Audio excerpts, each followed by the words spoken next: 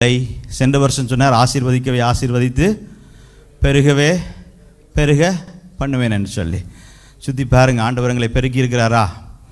ஆமேன். இந்த வருஷமும் அவர் சொன்ன வாக்கு தத்தத்தை அவர் நிறைவேற்றுகிறவராக இருக்கின்றார். நாங்கள் விசுவாசத்திலே அதை பற்றி கொள்ள வேண்டியவர்களாக இருக்கின்றோம். ஒரு பெரிய ஒரு வாட்டர்ஃபால் தெரியும் தானே, நீர்வீழ்ச்சி உண்டு. அப்போ இந்த நீர்வீழ்ச்சிக்கு இந்த பக்கத்தில் இருந்து இந்த பக்கத்து கிளிஃப் மலை குன்றிலிருந்து அந்த பக்கத்து மலைக்குன்றுக்கு ஒருவர் கயிறு கட்டியிருக்கின்றார். கயிறில் நடக்கிறவர்களை கண்டிருக்கிறீங்களா நீங்கள்? யாராவது இல்லை இங்கே கயிறில் நடக்கிறவங்க இருக்கிறீங்களா? இல்லை தானே? சில வேளை எங்களோட வாழ்க்கையே கயிறில் நடக்கிற மாதிரி தான் இருக்கும் பாருங்கள். அப்போ அந்த கயிறில் அந்த மனிதன் வித்தை காட்டி நடந்து வருகின்றார். அப்போ இந்த கயிறில் அவர் முதலாவதாக நடக்கின்றார். அப்போ இங்கே ஜனங்கள் எல்லாரும் சுற்றி இருந்து பார்த்து கொண்டிருக்கின்றார்கள். பார்த்து கொண்டிருந்த ஜனங்கள் இவர் அப்படியே கயிறில் நடந்து போய் அதை க்ராஸ் பண்ணினோன்னு என்ன செய்வாங்க? எல்லாரும் கரை ஜோராக தட்டுவோம் இல்லையா? ஒரு வர்ஷிப் முடிஞ்சோன்னே நாங்கள் கையை தட்டுற மாதிரி, ஒரு வசனம் சொன்னோன்னே கையை தட்டுற மாதிரி அவர்கள் படபடன்னு கையை தட்டினாங்க. இப்போ அவர் அங்கால போனவர் என்ன செய்தார்ன்னு சொன்னால், ஒரு வீல்பரோ, ஒரு ஒற்றை சில்லு சக்கர வண்டியை எடுத்துக்கொண்டு அந்த வீல்பரோவை அந்த கயிற்றில் வச்சுக்கொண்டு இப்போ அதையும் வச்சு நடந்து வராரு. அப்போ இவர் இங்கால க்ராஸ் பண்ணோன்னே என்ன நடக்குது? எல்லாரும் கையை தட்டுங்களேன். எல்லாரும் நல்லா கையை தட்டி அப்போ இப்போ இங்கால வந்தோன்னே அவருக்கு சந்தோஷமாயிட்டுது. அப்போ அவர் சொன்னார், ஓகே, இப்போ நான் இன்னொரு வித்தை செய்ய போகின்றேன். உங்களில் யாராவது கைதட்டில் ஒரு ஆள் இந்த வீல்பரோக்குள்ள ஏறி இருங்க, நான் உங்களை வச்சு கொண்டு போகிறேன்னு. யாராவது ஏறி இருப்பாங்கன்னு நினைக்கிறீங்களா? நல்லா கைதட்டினாங்க தானே, எங்களை மாதிரியே கைத்தட்டினாங்க. ஏன்னா இதை சொல்றேன்டா, ஆண்டவரும் அப்படித்தான் இல்லையா? ஆண்டவர் அற்புதம் செய்கின்றார், கரம் தட்டி. ஆண்டவர் ஒரு வாக்குத்தத்தத்தை தந்திருக்கின்றார், கரங்களை தட்டி. ஆண்டவர் எங்கள் மத்தியில் இருக்கின்றார், கரங்களை தட்டி. ஆண்டவர் சொல்லுகிறார், என்ன நம்பி நீ என்னோடு ஏறு என்று சொல்லும் பொழுது, ஐயோ இதுக்கு இல்லையா, இந்த பயங்கரத்துக்கு இல்லையா? பாருங்க, விசுவாசம் இல்லாமல் தேவனை பிரியப்படுத்த முடியாது என்று வேதம் சொல்லுகிறது. எபிரேயர் 11வது அதிகாரத்தில் 6வது வசனம் சொல்லுகிறது, விசுவாசம் இல்லாமல் தேவனுக்கு பிரியமாயிருப்பது கூடாத காரியம். இன்றைய நாள் எங்களுடைய வாழ்க்கையில நாங்கள் சபைக்கு வரலாம், கரங்களை தட்டலாம், ஜெபிக்கலாம், எல்லா காரியங்களையும் செய்யலாம். நாங்கள் விசுவாசத்திலே தேவனை சார்ந்து இருக்கின்றோமா? எங்களுடைய போராட்டங்களிலே, எங்களுடைய இடுக்கண்களிலே நாங்கள் தேவனை பற்றி இருக்கின்றோமா? அவரின் மேலே முழுமையான நம்பிக்கையை, உறுதியான நம்பிக்கையை வைத்திருக்கின்றோமா? நாங்கள் எப்போ விழுகிறோம் தெரியுமா? நாங்கள் நம்பிக்கை வைக்காத பொழுது. எப்பெல்லாம் நாங்கள் ஆண்டவரின் மேலே நம்பிக்கை வைக்காமல், அவரை சார்ந்து இருக்காமல், அவருடைய பலத்தை, அவருடைய வல்லமையை நம்பாமல் இருக்கும் பொழுதுதான் எங்களுக்குள்ளே கலக்கம் பெறுகின்றது, அச்சம் பெறுகின்றது, எங்களுக்குள்ளே பயம் பெறுகின்றது. பாருங்க, கிறிஸ்தவ வாழ்க்கையை நாங்கள் பார்க்கும் பொழுது அங்கே அநேக வருஷங்கள் கிறிஸ்தவர்களாக இருக்கிறவர்களாக இருக்கட்டும், ஊழியம் செய்கிறவர்களாக இருக்கட்டும், நான் திரும்பவும் நாங்கள் பார்த்து கொள்ளுகிற காரியம், எங்களுக்கு ஒரு போராட்டம், ஒரு இடுக்கன் என்று வரும் பொழுது நாங்கள் அந்த விசுவாச அந்த பரீட்சையில் இருந்து நாங்கள் தோற்று போகின்றோம், ஆண்டவரை விட்டு விலகி போகின்றோம், சில வேளைகளிலே ஆண்டவரை தேடாமல் போகின்றோம். பிரச்சனை வராத மட்டும் என்ன நாங்கள் செய்கிறோம்? ஆண்டவருக்குள்ளே வளர்ந்து கொண்டு இருக்கின்றோம். விசுவாசத்திலே வளருகிறார்கள். என்னுடைய சபை விசுவாசத்திலே வளர்கின்றது, பைபிள் ஸ்டடி ஒவ்வொன்றும் விசுவாசத்திலே வளருகிறது என்று சொல்லும் பொழுது, அங்கே ஒரு வேலையிலேயோ, ஒரு குடும்பத்திலேயோ, ஒரு தொழிலையோ ஒரு பிரச்சனை வரும் பொழுது, ஒரு ஆட்டம் காணும் பொழுது என்னது? அந்த வீல்பரோல ஏறி போறதுக்கு பயம், ஆண்டவரை நம்பி அதில் ஏறுவதற்கு பயமாக இருக்கின்றது. ஸோ இன்றைய நாள் நாங்கள் பார்க்க போகிற காரியங்கள் விசுவாச கோட்பாடுகள், ஃபெய்த் பிரின்சிபல்ஸ். விசுவாசம் என்னது? கோட்பாடுகள் என்றா அடித்தளங்களாக இருக்கலாம், பிரின்சிபல்ஸாக இருக்கலாம். இது எங்களுடைய வாழ்க்கையிலே முக்கியமான தேவையான ஒரு காரியமாக இருக்கும். இந்த தேவையான இந்த விசுவாசம் எங்களுக்கு நாங்கள் அநேக தரம் நாங்கள் கேட்டிருக்கின்றோம், அநேக தரம் வேதத்தில் வாசித்திருக்கின்றோம். ஆனால் எங்களுடைய பிரச்சனை என்னன்னு சொன்னால், அதை நாங்கள் ஃபாலோ பண்ணுறது இல்லை. இன்றைய நாளும் இந்த எபிரேயர் 11வது அதிகாரத்திலே நாங்கள் பார்க்கின்றோம், விசுவாச வீரர்களை குறித்து அந்த அதிகாரம் முழுவதுமாக எழுதியிருக்கின்றது. ஆரம்பத்திலே விசுவாசத்தை குறித்து சில விளக்கங்களை கொடுத்துவிட்டு அந்த அதிகாரம் முழுக்க விசுவாச வீரர்களையும் அவர்கள் செய்த காரியங்களையும் குறித்து சொல்லப்படுகின்றது. அங்கே இந்த விசுவாச வீரர்கள், அதில் இருக்கிற விசுவாச வீரர்களை பார்த்தீங்கன்னு சொன்னால் எல்லா போராட்டங்களிலும் எல்லா இடுக்கண்களிலும் அவர்கள் தேவனை சார்ந்து தேவனை விசுவாசித்து ஜெயம் கொண்டவர்களாக இருக்கின்றார்கள். எபிரேயர் 11:33 சொல்லுகிறது, அவர்கள் விசுவாசத்தினாலே ராஜ்யங்களை ஜெயித்தார்கள், நீதியை நடத்தினார்கள், வாக்குத்தத்தங்களை பெற்றார்கள், சிங்கத்தின் வாய்களை மூடினார்களாம், அடைத்தார்களாம். பாருங்க, அப்ப அவர்கள் விசுவாசத்தில் தான் அந்த காரியங்களை செய்து வந்தார்கள். அக்கினியின் உக்கிரத்தை அவித்து போட்டார்கள், பட்டயத்தின் கருக்கிலிருந்து தப்பினார்களாம். எங்களுக்கு வருகிற பட்டயத்தின் கருவிலிருந்து, அந்த கருக்கிலிருந்து நாங்கள் எப்படி தப்புறதாம்? விசுவாசத்தினாலே தப்ப முடியும் என்று வேதம் சொல்கின்றது. பலவீனத்திலே பலன் அடைந்தார்கள் என்று வேதம் சொல்கின்றது. அவர்கள் யுத்தத்திலே வல்லவர்களானார்கள், அந்நிய சேனைகளை முறியடித்தார்கள் என்று சொல்லுங்க. அப்ப விசுவாசிக்கிறவனுக்கு எல்லாம் கூடும். இந்த வருஷம் எங்களுடைய வாழ்க்கையில நாங்கள் எல்லா போராட்டங்களிலும் எல்லா இடுக்கண்களிலும் விசுவாசித்து விசுவாசிக்கிறவனுக்கு எல்லாம் கூடும் என்றவர்களாக நடந்து கொள்ள வேண்டும். எப்படி அங்கே எபிரேயர் 11வது அதிகாரத்திலே அந்த விசுவாச வீரர்களை குறித்து சாட்சி சொல்லப்பட்டதோ, அதே போல இந்த சபைக்கு வருகிற எங்கள் ஒவ்வொருவர் மேலும் ஒரு சாட்சி சொல்லப்பட வேண்டும். அம்பாசிடர்ஸ் கிரைஸ்ட் என்கின்ற சபை யார்கள்?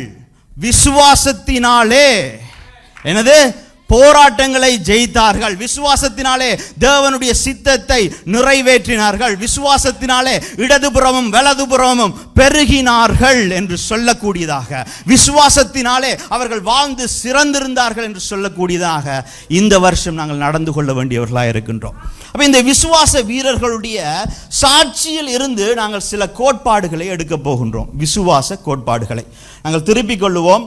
எபிரேயர் 11வது அதிகாரத்திலே 7வது வசனத்திலிருந்து வாசிப்போம். விசுவாசத்தினாலே நோவா தற்காலத்திலே காணாதவைகளை குறித்து தேவ எச்சரிப்பு பெற்று பயபக்தி உள்ளவனாகி தன் குடும்பத்தை ரட்சிப்பதற்கு பேழையை உண்டு பண்ணினான். இங்கே முதலாவது சொல்லப்படுகிறவர் யாரு? நோவா. நோவா தேவ எச்சரிப்பை பெற்று, தேவனிடத்திலிருந்து ஒரு வார்த்தை, அவருடைய வார்த்தை எங்களுக்கு ஆறுதல் வார்த்தையாக வரலாம், இல்லாவிட்டால் தீர்க்க தரிசனமாக வரலாம். இங்கே நோவாவுக்கு ஒரு எச்சரிப்பு வார்த்தையாக வருகின்றது. அவர் நோவாவை எப்படி, நோவாவுடைய குடும்பத்தை காத்து நோவாவின் ஊடாக தன்னுடைய ஜனத்தை ஏற்றுக்கொள்ள, தன்னுடைய ஜனத்தை கூட போகிறார் என்பதை குறித்து அவனுக்கு வாக்கு கொடுத்திருந்தார். அப்போ முதலாவது நோவாவை குறித்து அங்கே ஒரு சாட்சி சொல்லப்படுகிறது. அதில் நாங்கள் பார்க்கிறோம், நோவா தேவனையும் தேவனுடைய வாக்கையும் அவன் விசுவாசித்தான் என்பதை பார்க்கின்றோம். 2வது வாசிப்போம். அதனாலே அவன் உலகம் ஆக்கினைக்குள்ளானதென்று தீர்த்து விசுவாசத்தினால் உண்டாகும் நீதிக்கு சுதந்திரவாளியானான். விசுவாசத்தினாலே ஆபிரகாம் தான் சுதந்திரமாக, இங்கே இன்னொரு விசுவாச வீரனாகிய ஆபிரகாம் தான் சுதந்திரமாக பெறப்போகிற இடத்திற்கு போகும்படி அழைக்கப்பட்ட போது, தேவனுடைய அழைப்பு, அவருடைய வார்த்தை கேட்ட பொழுது அவன் என்ன செய்கின்றான்? கீழ்ப்படிந்து, அந்த வார்த்தைக்கு கீழ்ப்படிந்து தான் போகும் இடம் இன்னதென்று அறியாமல் புறப்பட்டு போனான். தான் போகும் இடம் இன்னதென்று அறியாமல் புறப்பட்டு போனான். விசுவாசத்தினாலே அவன் வாக்குத்தத்தம் பண்ணப்பட்ட தேசத்திலே பரதேசியை போல சஞ்சரித்து அந்த வாக்குத்தத்தத்திற்கு உடன் சுதந்திரதாரியாகி ஈசாக்கோடும் யாக்கோபோடும் கூடாரங்களிலே குடியிருந்தான். யாக்கோபோடும் கூடாரங்களில் ஆண்டவர் ஒரு வாக்கை கொடுத்தார். அந்த வாக்கை அவன் கேட்டு அந்த வாக்குக்கு, அந்த அழைப்புக்கு கீழ்ப்படிந்து அவன் அங்கே கூடாரவாசியாக வாழ்ந்தான். 10வது வசனம். ஏனெனில் தேவன் தாமே கட்டி உண்டாக்கின அஸ்திபாரங்களுக்குள்ள நகரத்துக்கு அவன் காத்திருந்தான். அவன் இந்த உலகத்திலே வாழ்ந்த நாட்களிலே அவன் கூடாரவாசியாக இருந்தாலும் கூட, ஈசாக்கும் யாக்கோபும் கூட, அவனோடு அவனுடைய சந்ததியும் கூட கூடார அங்கே வாசிகளாக இருந்த பொழுதிலும் அவனுக்கு தெரியும், தேவன் வாக்கு கொடுத்தவர், அவர் வாக்கு மாறாதவர், அவர் தனக்கென்று ஒரு நகரத்தை உண்டு பண்ணி இருக்கின்றார், அவனுக்குள்ளே அநேக ஜாதிகள் வரும் என்பதை அவன் விசுவாசித்திருந்தான். அதே போல அங்கே 11வது வசனத்தை நாங்கள் வாசிக்கும் பொழுது ஆபிரகாமினுடைய மனைவியை குறித்து சொல்லுகின்றது. விசுவாசத்தினாலே சாராளும் வாக்குத்தத்தம் பண்ணினவர் உண்மையுள்ளவர் என்று, வாக்குத்தத்தம் பண்ணினவர் உண்மையுள்ளவர் என்று கற்பம் தரிக்க பலனடைந்து வயது சென்றவளாயிருந்தும் பிள்ளை பெற்றாள். அவள் ஆரம்பத்திலே நகைத்தாள், அதை நம்பவில்லை. ஆனாலும் விசுவாசம் என்பது கேள்வினாலே வரும். தேவனுடைய வார்த்தையை மீண்டும் மீண்டும் நாங்கள் கேட்பதினாலே நாங்கள் விசுவாசத்திலே வளர முடியும். அங்கே சாராள் அப்படியாக விசுவாசத்திலே வளர்ந்து அவள் விசுவாசித்து வாக்குத்தத்தம் பண்ணினவர் உண்மையுள்ளவர் என்று எண்ணி அங்கே கற்பந்தரிக்க பலனடைந்தாள். அவளுடைய வயது போன நாட்களிலும் அவள் பலனடைந்தார். 12வது வசனம், ஆனபடியால் சரீரம் செத்தவன் என்று எண்ணத்தகும் ஒருவனாலே வானத்தில் உள்ள பெருக்கமான நட்சத்திரங்களைப் போலவும் கடற்கரையில் உள்ள எண்ணிறந்த மணலைப் போலவும் மிகுந்த ஜனங்கள்.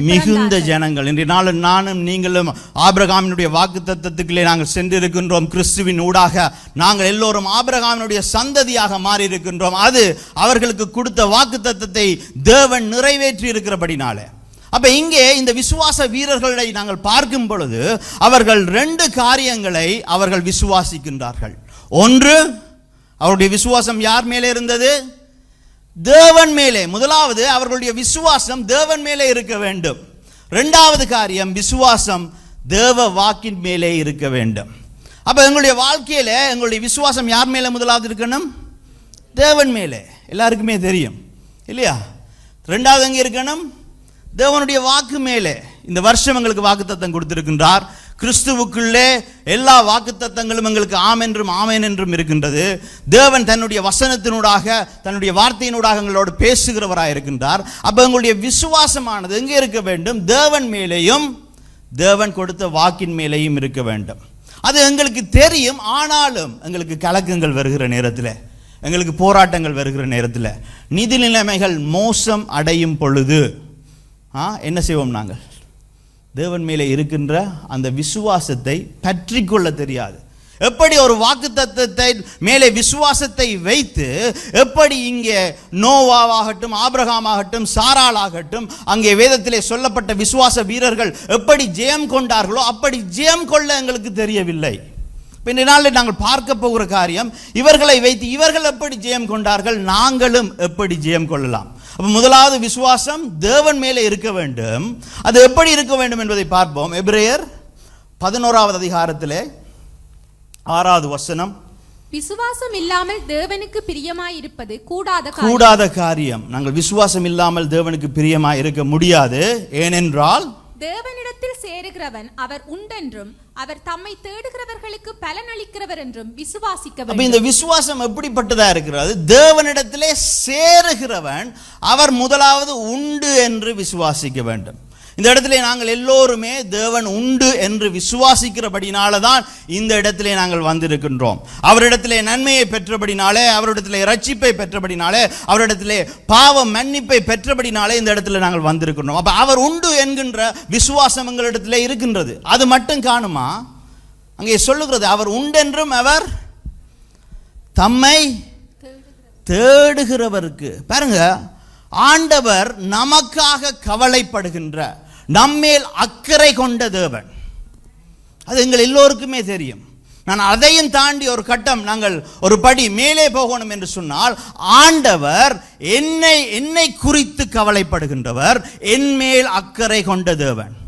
இவ்வளவு பேர் நாங்கள் இருக்கிறோம். ஆமா, ஆண்டவர் சபை மேல் அக்கறை கொண்டவர், சபையை குறித்து கவலைப்படுகிறவர். அதையும் தாண்டி நாங்கள் பார்த்தோம்னா இன்றைய நாளில் எங்களுடைய வாழ்க்கையை நாங்கள் போகிற போராட்டங்கள், பிரச்சனைகள்ல ஆண்டவர் எங்களை நோக்கி கவலைப்பட்டு எங்கள் மேலே அக்கறைப்படுகிற தேவன். அதுதான் தேவன் உண்டு. எனக்கு ஒரு தேவன் உண்டு. அவர் நன்மை செய்கிற தேவன். அவர் எனக்காக இறங்குகிறவர், எனக்காக கிருபை செய்கிறவர், தன்னுடைய கண்ணின் மணி என்று சொல்லுகிற தேவன், அவருடைய உள்ளங்கையிலே என்னை வரைந்து வைத்திருக்கிற தேவன் அவர்.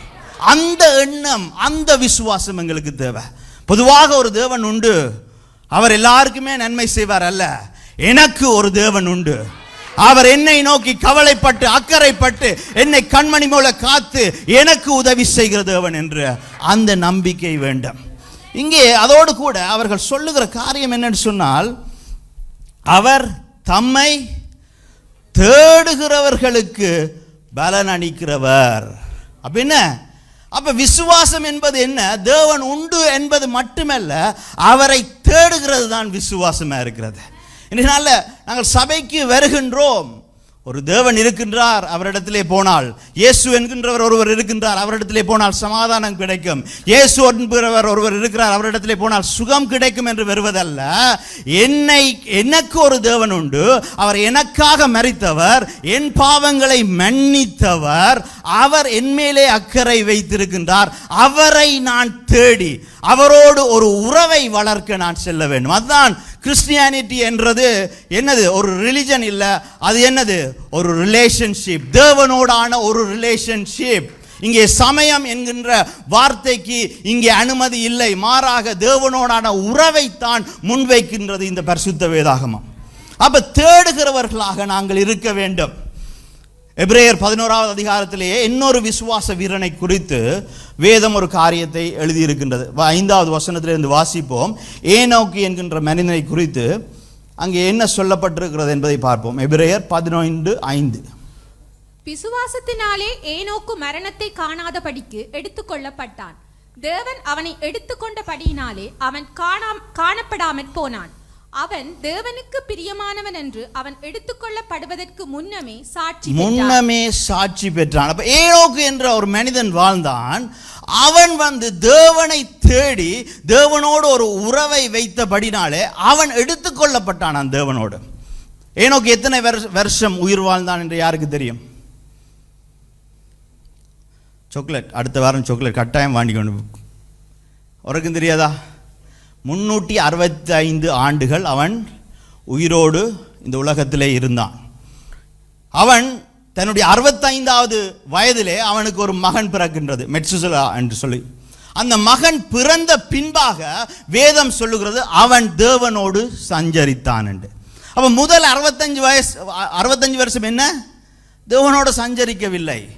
அவன் அந்த 65வது வயசுல அங்கே நடந்த ஒரு அனுபவத்தின் நிமித்தம், அவனுடைய போராட்ட காலத்திலே ஆண்டவர் செய்த ஒரு நன்மையின் நிமித்தம், அந்த ஆண்டவரை புசித்தவன் அவன் என்ன செய்கிறான்? ஆண்டவரை பற்றி பிடித்துக் கொள்கிறான்.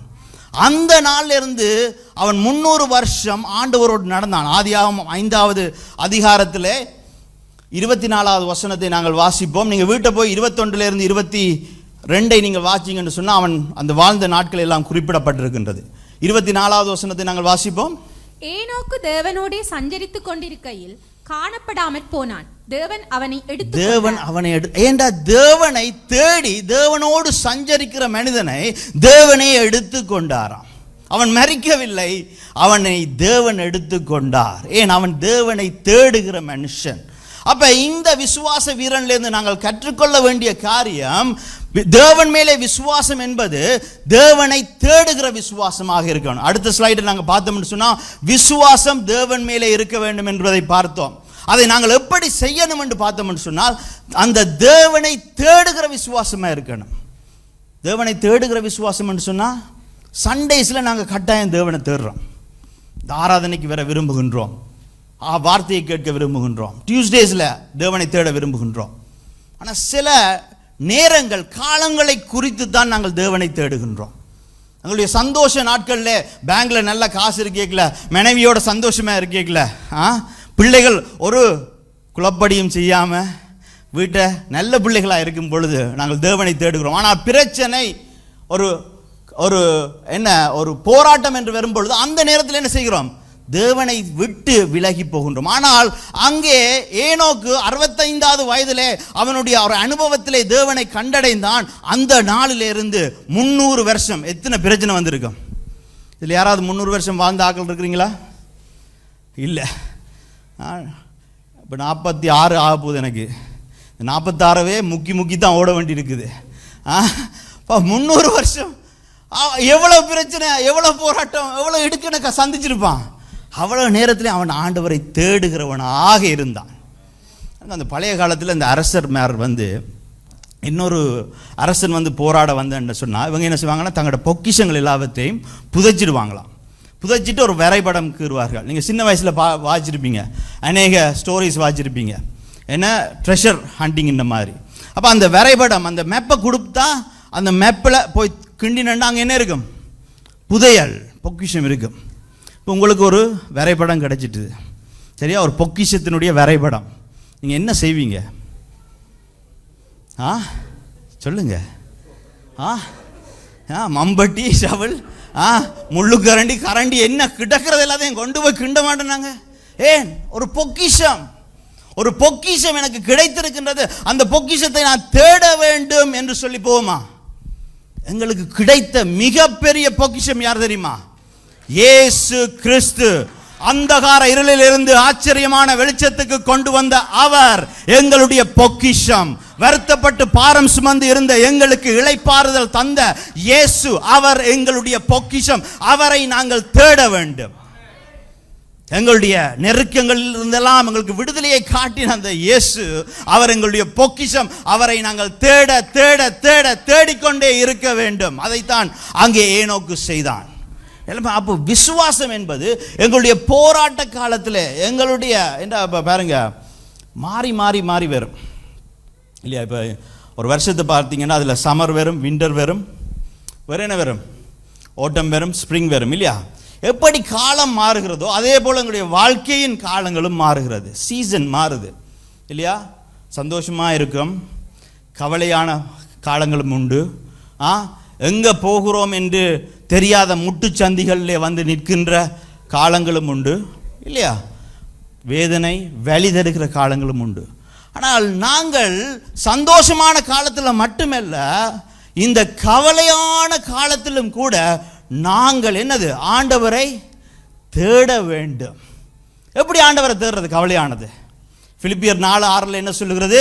நீங்கள் ஒன்றுக்கும் கவலைப்படாமல் எல்லாவற்றையும் குறித்து உங்கள் விண்ணப்பங்களை ஸ்தோத்திரத்தோட என்னது, ஜெபங்களோடும் வேண்டுதல்களோடும் தேவனிடத்தில் என்ன செய்யணும்? தெரியப்படுத்துங்கள்.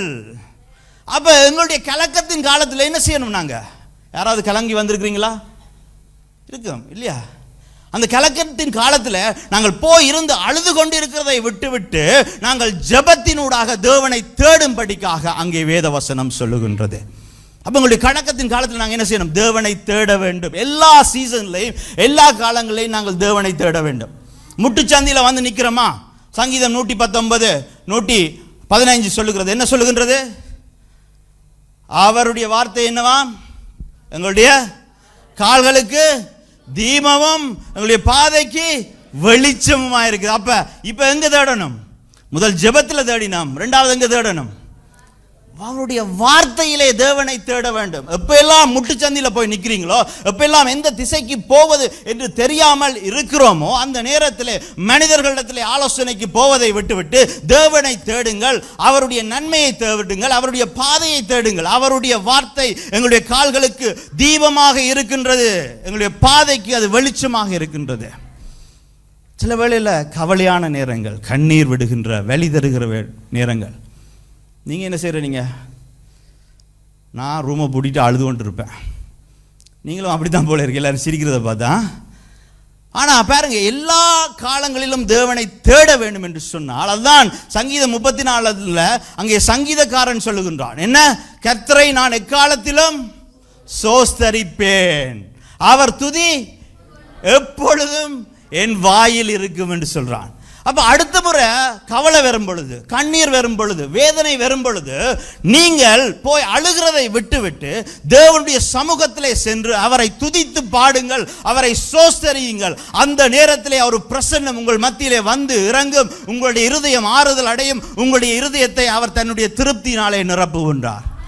அப்ப எல்லா நேரங்களிலும் நாங்கள் அவரை தேடுகிறவர்களாக இருப்பதுதான் தேவன் மேலே இருக்கின்ற அந்த விசுவாசம், தேவனை தேடும் விசுவாசம். நான் தேவன் மேலே விசுவாசம் இருக்கிறது என்று சொல்லுகிறவர்கள் இன்றைய நாளிலே கேட்டுக்கொள்ளுங்கள். உங்களுடைய துக்க நேரங்களிலே, உங்களுடைய பாதை தெரியாத நேரங்களிலே, கவலையின் கலக்கத்தின் நேரத்திலே தேவனை நீங்கள் தேடிக்கொண்டிருக்கிறீர்களா என்று சொல்லி. முதலாவது தேவனை தேட வேண்டும், தேவனை தேடுகிற விசுவாசம் வேண்டும். இரண்டாவது காரியத்தை பார்ப்போம். விசுவாசம் தேவ வாக்கின் மேலே, தேவனுடைய வார்த்தையின் மேலே இருக்க வேண்டும் என்பதை பார்த்தோம். அதே வசனங்களை மீண்டும் வாசிப்போம். எபிரேயர் 11வது அதிகாரத்திலே 7-9. விசுவாசத்தினாலே நோவா தற்காலத்திலே காணாதவைகளை குறித்து தேவ எச்சரிப்பு என்ன? அவருடைய வார்த்தையை பெற்று பயபக்தி உள்ளவனாகி தன் குடும்பத்தை ரட்சிப்பதற்கு பேழையை உண்டு பண்ணினான். வார்த்தையை பெற்றவன் அவன் சும்மா இருக்கையில என்ன செய்தான்? பேழையை உண்டு பண்ணினான். அதே போல ஆபிரகாம் அழைக்கப்பட்ட பொழுது தான் சுதந்திரமாக பெறப்போகிற இடத்துக்கு போகும்படி அழைக்கப்பட்ட போது அழைப்பு எப்படி வரும்? தேவனுடைய வார்த்தையினாலே வரும். அழைக்கப்பட்ட போது அவன் என்ன செய்தான்? கீழ்ப்படிந்து. அப்ப எப்படி நோவா வார்த்தையை கேட்டவுடன் அந்த பேழையை செய்தானோ அதே போல ஆபிரகாமும் தேவனுடைய வார்த்தையை கேட்டவுடன் என்ன செய்கிறான்? கீழ்ப்படிந்து இடம் இன்னதென்று அறியாமல் புறப்பட்டு போனான். அவனுக்கு போற இடம் என்ன என்று தெரியாது, ஆனா புறப்பட்டு போறான்.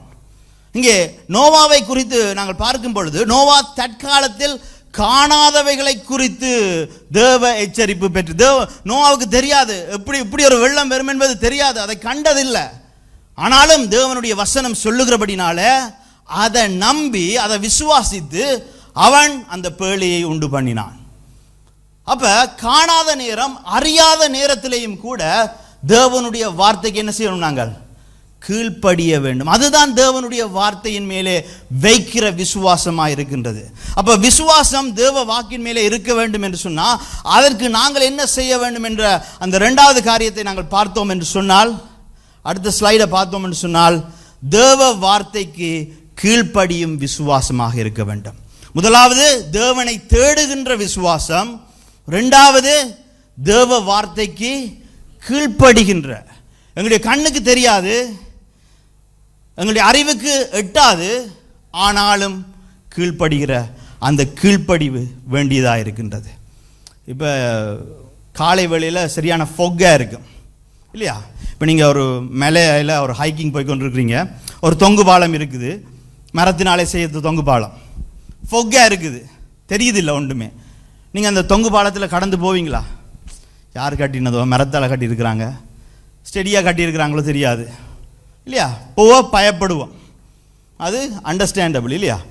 அதே நேரத்தில் நாங்கள் சிட்னி ஹார்பர் பிரிட்ஜுக்கு போகிறோம், ஃபொக்காக இருக்குது, காரை எல்லாத்தையும் நிப்பாட்டிட்டு ஃபோக் போக மட்டும் வெயிட் பண்ணுவோமா? நாங்கள் சிட்னி பாலம் யார்? ஒரு மாஸ்டர் என்ஜினியரால் கட்டப்பட்ட பாலம் இல்லையா?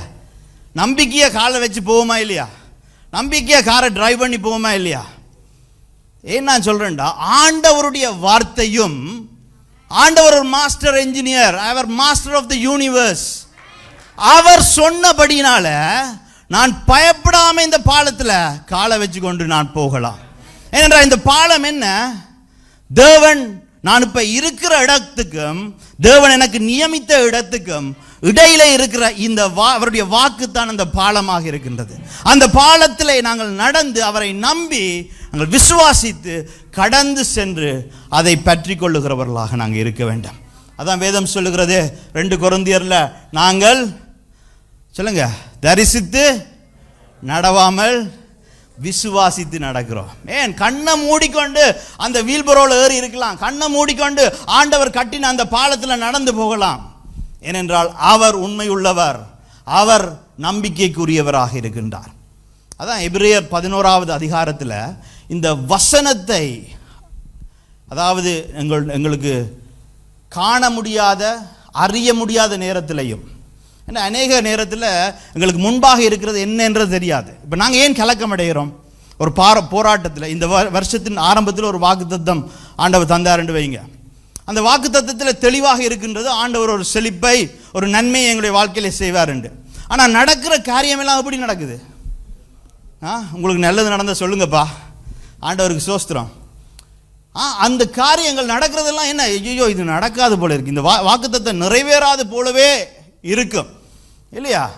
ஆனால் அது என்னது? கட்டாயம் நிறைவேறும். ஏன்னா எங்களோட கண்ணுக்கு தெரியாது, எங்களோட அறிவுக்கு எட்டாது, ஆனால் ஆண்டவர் அதை செய்து முடிக்கின்றவர். அதான் எபிரேயர் 11வது அதிகாரத்தில் 1வது வசனம் விசுவாசத்தை குறித்து சொல்லுகின்றது. விசுவாசமானது நம்பப்படுகிறவர்களின் உறுதியும் காணப்படாதவைகளின் நிச்சயமுமாயிருக்கு. விசுவாசமானது நம்பப்படுகிறவைகளின் உறுதி. ஒரு புது வேலைக்கு சேர்றீங்க, வேலை ஒரு வீக் முடிஞ்சது, சம்பளம் புதன்கிழமை என்று சொல்கிறாங்க. என்ன யோசிப்பீங்க? ஐயோ இந்த முதலாளி சம்பளம் போடுவாரோ இல்லையோ, நம்பிக்கை போடுவார் அப்படி தான் இருப்போம்.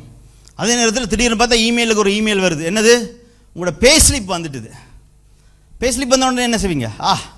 சம்பளம் போட்டுட்டாங்க, பேங்குக்கு போட்டுட்டாங்க, நாளைக்கு பேங்கில் சம்பளம் வந்து. ஏன்? அந்த விசுவாசமானது என்னது? நம்பப்படுகிறவைகளின் உறுதி. உறுதி இன்றைக்குள்ள உண்மையாகவே நிச்சயமாகவே நடக்கும் என்ற நம்பிக்கை. அதே போல அப்ப விசுவாசம் என்பது எங்களுடைய நம்பிக்கை தான். ஆனால் எப்படிப்பட்ட நம்பிக்கை? இது நடக்குமா நடக்காதா என்ற நம்பிக்கை இல்லை. இது நிச்சயமாக நடந்தே முடியும் என்கின்றதான அந்த உறுதி தான் விசுவாசம் என்று வேதம் சொல்லுகின்றது. இரண்டாவது என்ன சொல்லுகிறதாம்? காணப்படாதவைகளின் நிச்சயமாய் இருக்கின்றது. எங்களுக்கு கண்ணால தெரியாது, இருக்கு ஆனா இல்லை, இல்லை ஆனா இருக்கு. எங்க இல்லை? கண்ணால பார்க்க தெரிய முடியுதுல்ல, புத்தியால அறிய முடியுதில்லை, இல்லை ஆனா ஆண்டவர் ஆவியில வச்சிருக்கிறாரு, இருக்கு. அதுதான் விசுவாசம். இல்லை இருக்குது. இப்போ இதில் நான் ஒரு கல் இருக்குதுன்னு நான் விசுவாசிச்சேன்னு சொன்னால் நான் இப்படி நடந்து போவேனா? இல்லை இல்லை கல் இருக்கப்பா, இப்படி தான் போவேனா? இல்லை கல் இருக்குது, இடிவற்றும் இல்லை. எங்களுடைய வாழ்க்கையில் ஆண்டவர் ஒரு வாக்கை தந்த பொழுது, அவருடைய வாக்கு தத்தத்தை நாங்கள் பற்றி கொள்ளும் பொழுது நாங்கள் இப்படி போகலாது.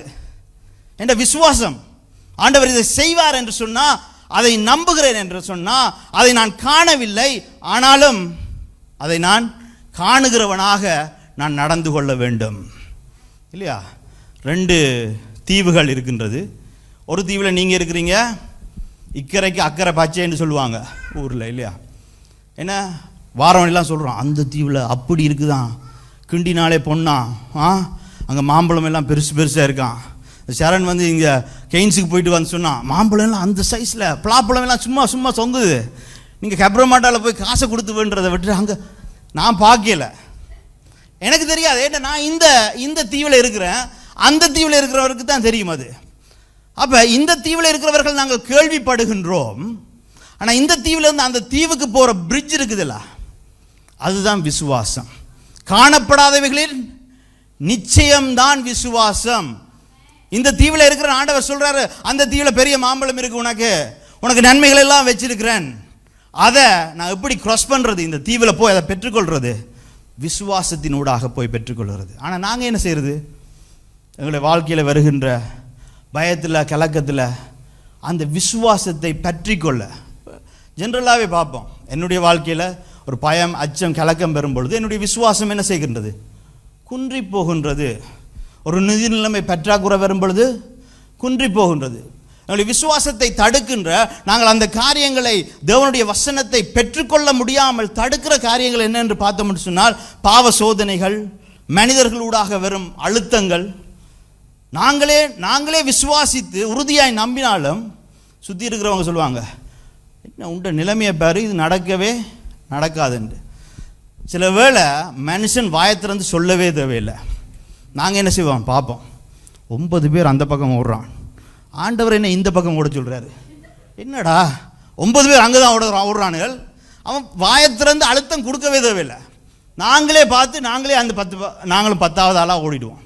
எப்படி ஆண்டவர் கொடுக்குற வசனத்தை நாங்கள் பெற்றுக்கொள்வது?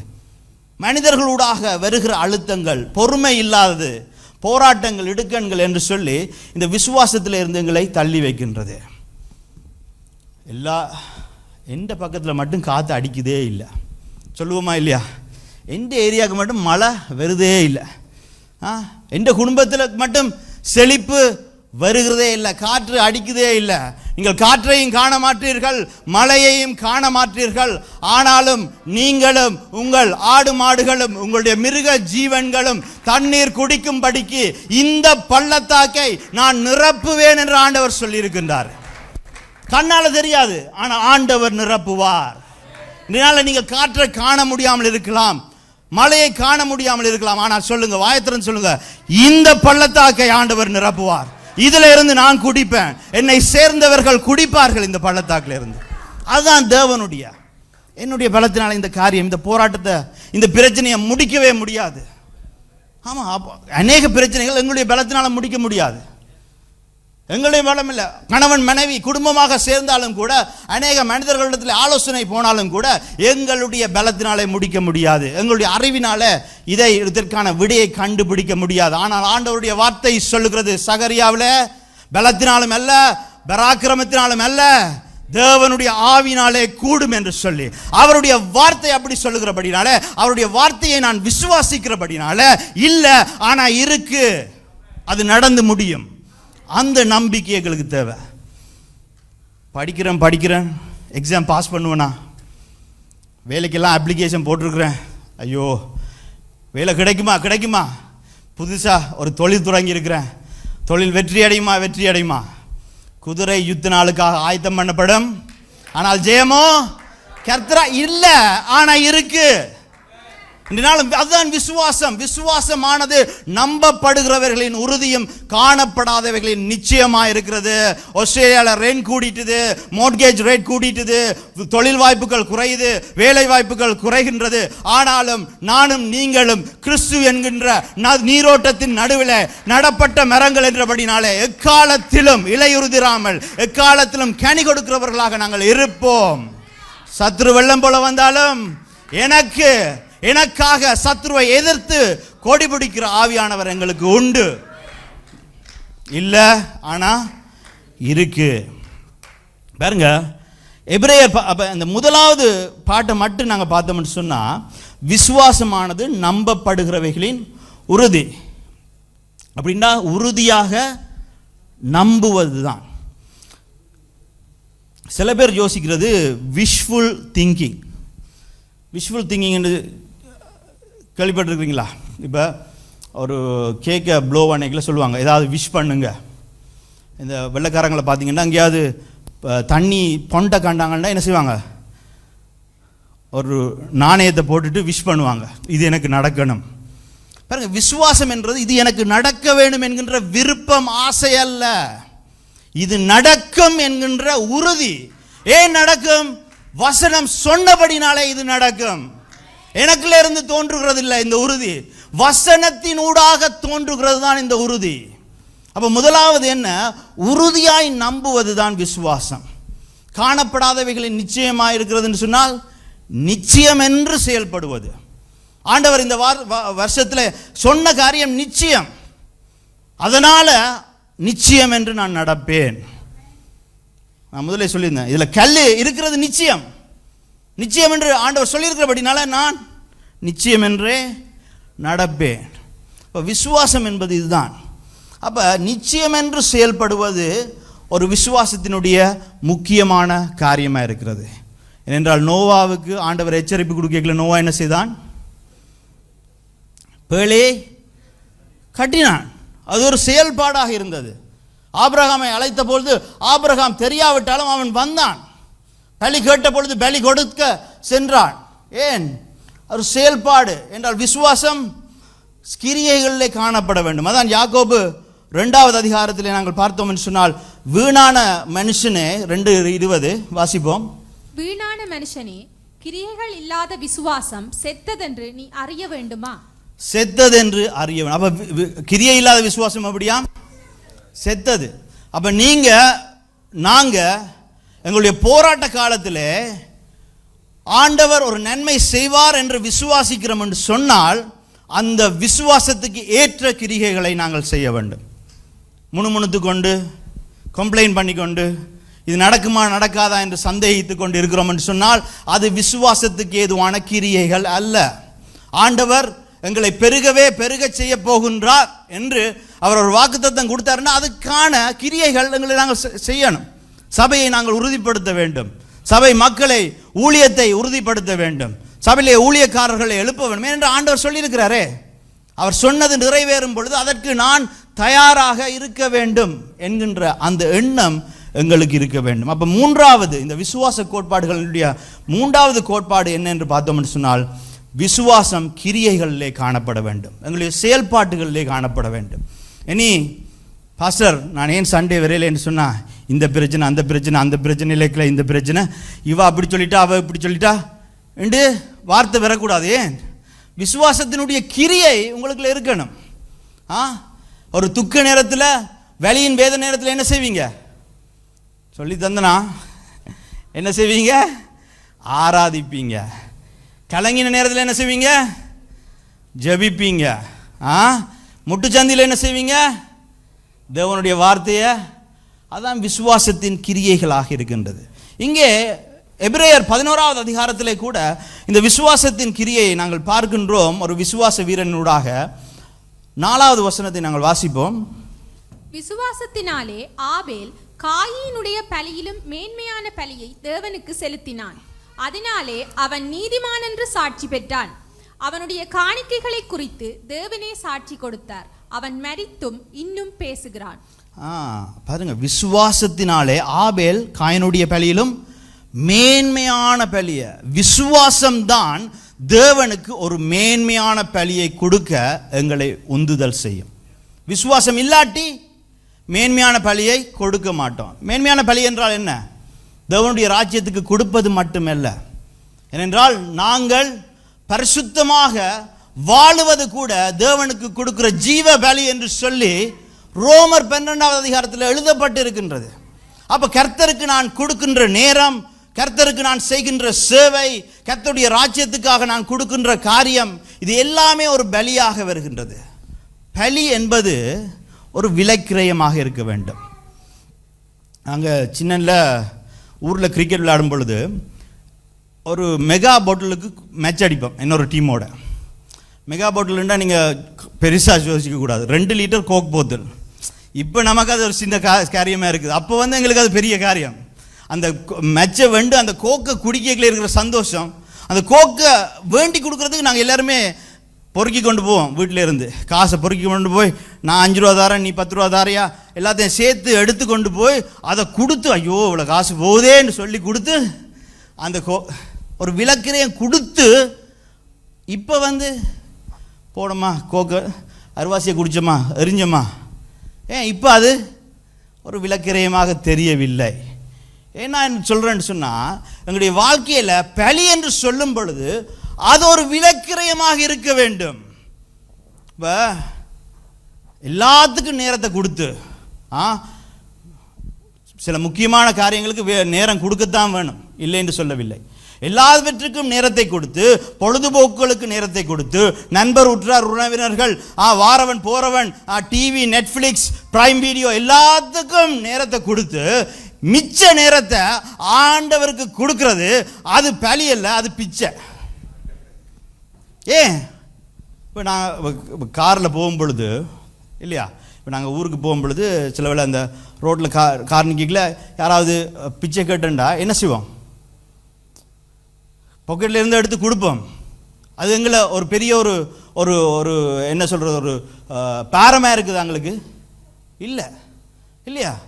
அப்போ பலி என்று சொல்லும் பொழுது அங்கே ஆபேல் மேன்மையானதை, என்னதான் மேன்மையான பலியை கொடுத்தான் என்று வேதம் சொல்லுகிறது. நாங்கள் அடுத்த ஸ்லைடை பார்த்தோம்னு சொன்னால், நாம் எப்படி தேவனுக்கு கொடுக்கின்றோம், எப்படி நாங்கள் தேவனுக்கு சேவை செய்கின்றோம், எப்படி நாங்கள் தேவனுக்காக வாழுகிறோம் என்பதுதான் விசுவாச கிரியை. அதுதான் பலி செலுத்துதலாக இருக்கின்றது. அப்போ எங்களுடைய வாழ்க்கையிலே தேவனுடைய ராஜ்யத்துக்கு கொடுக்கிறது மட்டுமல்ல, எப்படி சேவை செய்கின்றோம், உண்மையாய் சேவை செய்கிறோமா, எங்களுடைய நேரத்தை ஒதுக்கி கொடுத்து எங்களுடைய முதன்மையான மேன்மையான நேரத்தை கொடுக்கின்றோமா, எப்படி வாழுகின்றோம், இந்த சண்டே தவிர, இந்த டியூஸ்டே பிரேயரை தவிர எங்களுடைய அனுதினமும் எப்படி தேவனுக்காய் நாங்கள் வாழுகின்றோம், மேன்மையான பலியை நாங்கள் கொடுக்கின்றோமா, அதுதான் விசுவாச கிரியையாக இருக்கின்றது. எபிரேயர் 11வது அதிகாரத்தில் 17வது வசனத்திலையும் அங்கே இந்த கிரியை குறித்து இன்னொரு விசுவாச வீரனை சொல்லப்பட்டிருக்கின்றது. வாசிப்போம். மேலும் விசுவாசத்தினாலே ஆபிரகாம் தான் சோதிக்கப்பட்ட போது ஈசாக்கை பலியாக ஒப்பு கொடுத்தான். ஈசாக்கினிடத்தில் உன் சந்ததி விளங்கும் என்று அவனோடே சொல்லப்பட்டிருந்ததே. இப்படிப்பட்ட வாக்குத்தத்தங்களை பெற்றவன் மரித்தோரிலிருந்து எழுப்ப தேவன் வல்லவராய் இருக்கிறார் என்றெண்ணி தனக்கு ஒரே பேரானவனையே பலியாக ஒப்பு கொடுத்தான். மரித்தோரிலிருந்து அவனை பாவனையாக திரும்பவும் பெற்றுக்கொண்டான். நாங்கள் ஒரு விலைக்கிரயமாக பலியாக கொடுத்தாலும் அதை நாங்கள் திரும்ப பெற்றுக்கொள்ள செய்கிறவர் தான் எங்களுடைய தேவனாயிருக்கின்றார். அவர் நன்மை செய்கிறவர். ஆனால் இங்கே 17வது வசனத்திலே சொல்லப்படுகிற விசுவாசத்தினாலே ஆபிரகாம் தான் சோதிக்கப்பட்ட பொழுது பலியாக ஒப்பு கொடுத்தான். பாருங்க, விசுவாச கிரியை என்பது, விசுவாசம் என்பது சோதிக்கப்பட்டு அதில் நாங்கள் ஜெயம் கொள்றது. எப்போ ஜெயம் கொள்றோம் என்று சொன்னால், விசுவாசத்துக்கு ஏற்ற கிரியைகளை நாங்கள் செய்யும் பொழுதுதான் ஜெயம் கொள்கின்றோம்.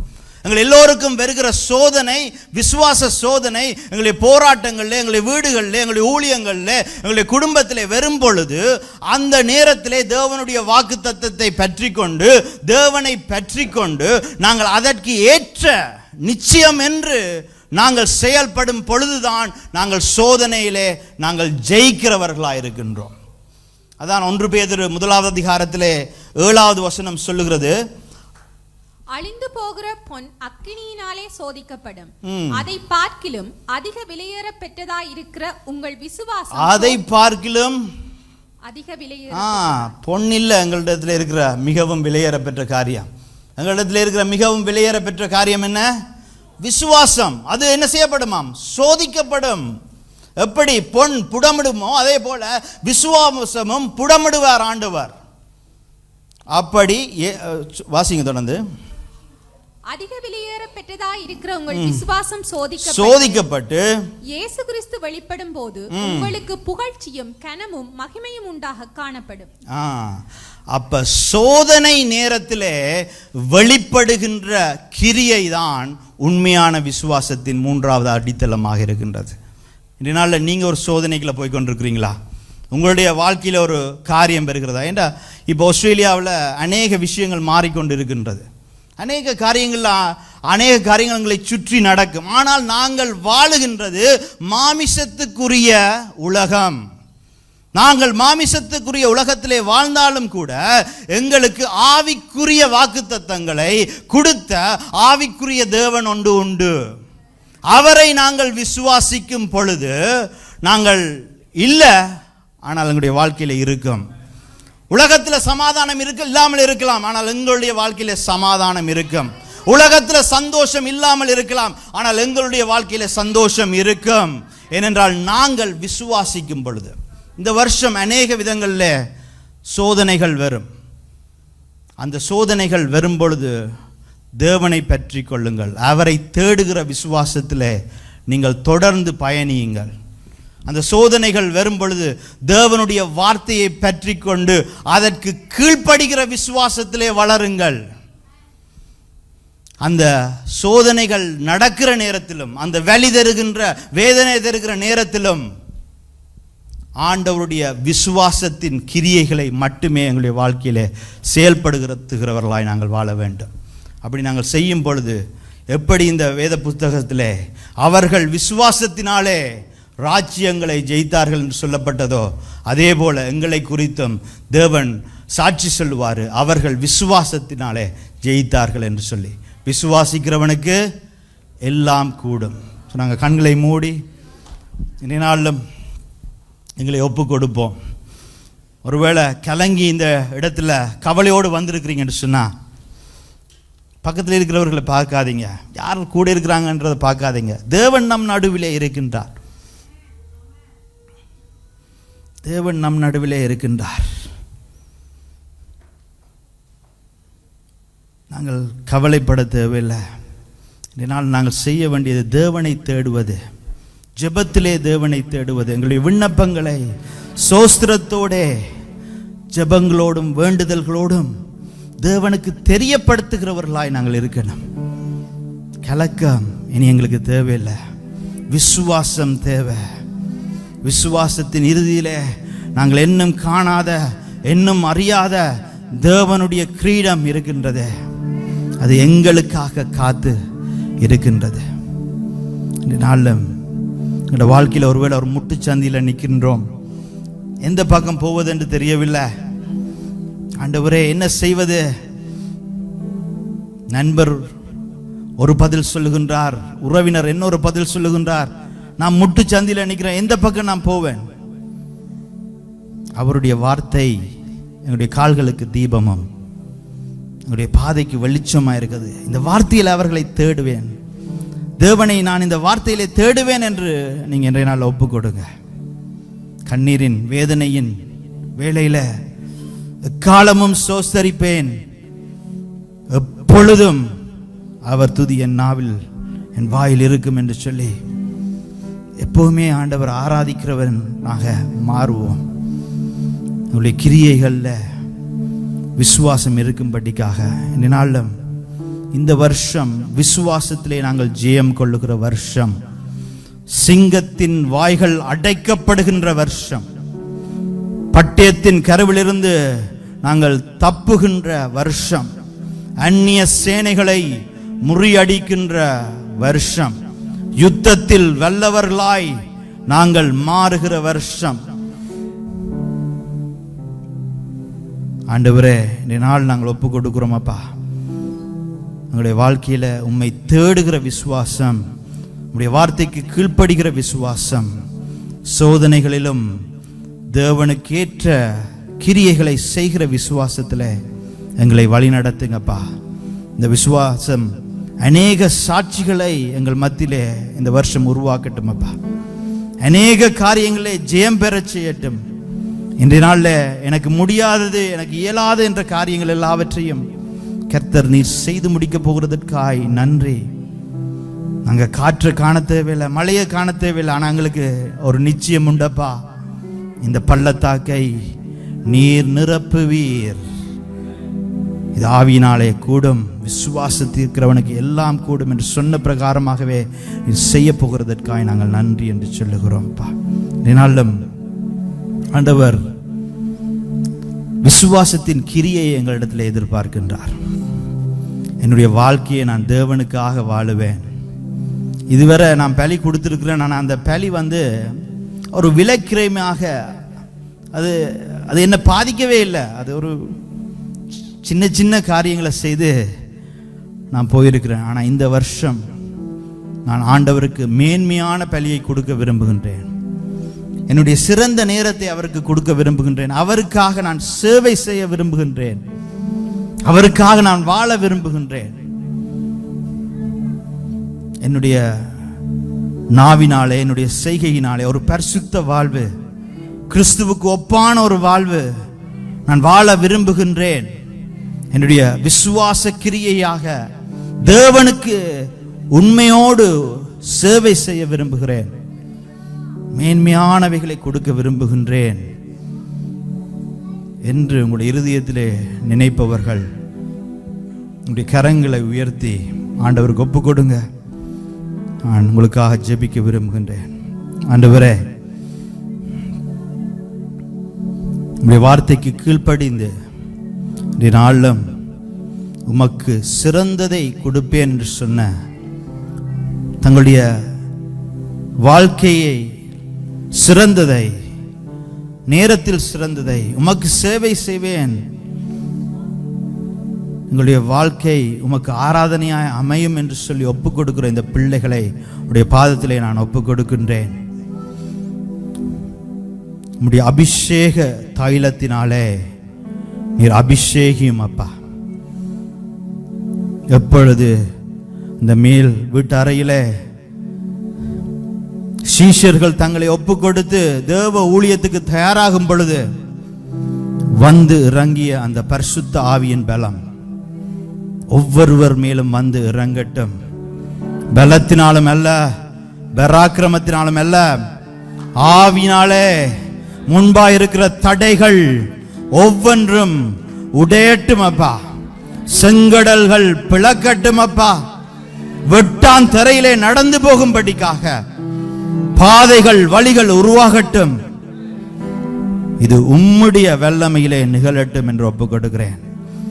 செய்கிற ஒவ்வொரு காரியத்தையும் கர்த்தர் ஆண்டவரே அற்புதத்தாலும் அதிசயங்களினாலும் உறுதிப்படுத்தி ஆண்டவரே ஒரு நல்ல ஆசீர்வாதத்தை கொடுக்கும்படியாக நாங்கள் ஒப்புக் கொடுக்கிறோம். உடைய வார்த்தை